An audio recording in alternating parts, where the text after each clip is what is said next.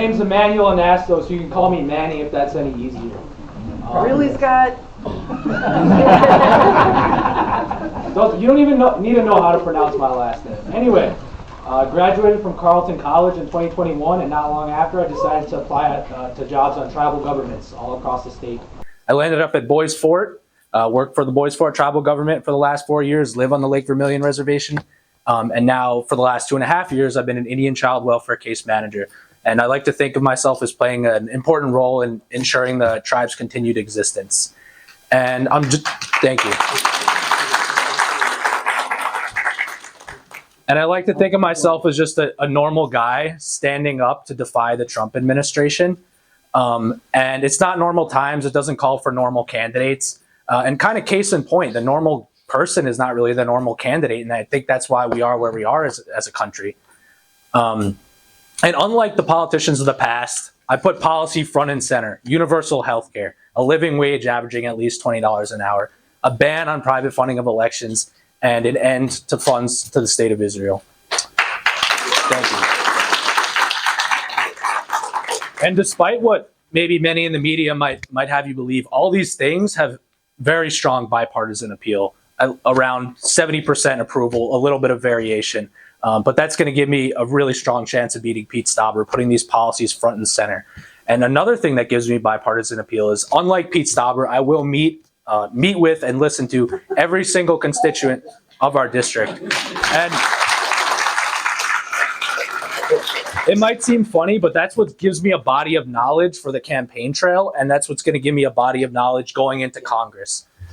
And what was I going to say next? Anyway, even though I will meet and listen to every constituent of our district, I won't waver when it comes to impeaching Donald Trump, removing him from office, abolishing ICE. And I know we often look to candidates with qualifications, experience, credential, but we have to remember the general public does not think that way. Donald Trump was probably the least qualified person for anything. And look, he made it into the highest office of the land. So we have to tap into that emotion that drives the people in the center. But unlike Trump, who brings out the worst in America, I'll bring out the best in America. One of my really good friends, going into the election in 2024, he started sending me kind of memes bashing Kamala. I even think I saw him turn on the Trump rally once. And I don't think he never put on the red hat. I don't think he made it to the voting booth on election day.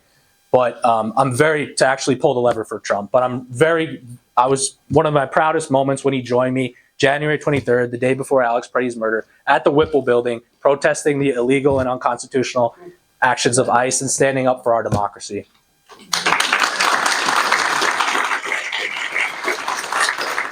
And if anyone's spooked by my youth or a lack of political experience, the same way that I've worked to call each and every one of you pre-convention delegates, which there are thousands of, the same hard work I'll put into my role in Congress. And the same way I'll be trying to speak with each and every one of you post-convention delegates going on to the CD8 endorsing convention to change those who may not initially support me. The same effort I'll put in to change your mind is the same effort I'll put in to change the mind of the Republicans in Congress to do the historic act of removing Trump from office.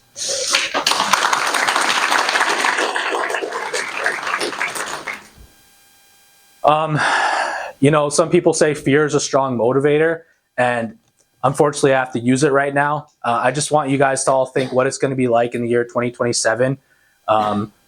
Trump's... Time. Oh, thank you. Oh, it's okay.